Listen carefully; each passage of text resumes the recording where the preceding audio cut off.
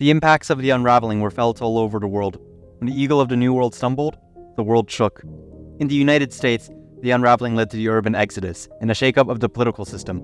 Domestic chaos in the United States saw the withdrawal of the American Navy away from the rest of the world, and a desperate Biden administration trying to raise tariffs to rejuvenate the American economy. This only led to a collapse in world trade and further economic collapse.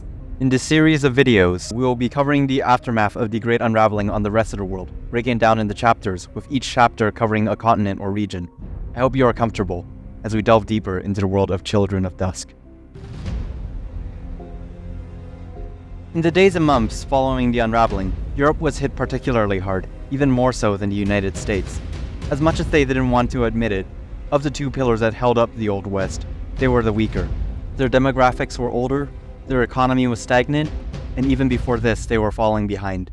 Unlike in our timeline, Russia did not invade Ukraine in 2022, leading to a far more fractured NATO. And in the chaos of the unraveling, Europe came to rely on Russian gas to power their ailing economies. The unraveling largely happened at the expense of the mainstream parties, with those who benefited from the crisis the most being the right-wing populist parties.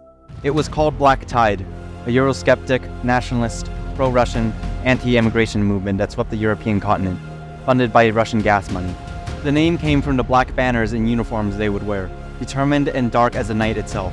It had been growing for years at this point, but now it was powerful enough to take full control of governments and coalitions.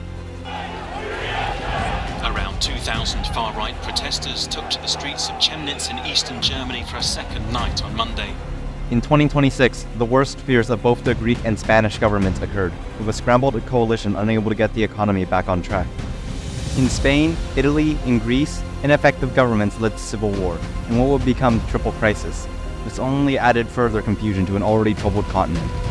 A sea of desperate refugees continued to pour in from North Africa, victims of the Great Bleeding still ongoing down south, who had escaped their collapsing continent, only to find themselves surrounded in the middle of a war zone in southern Europe.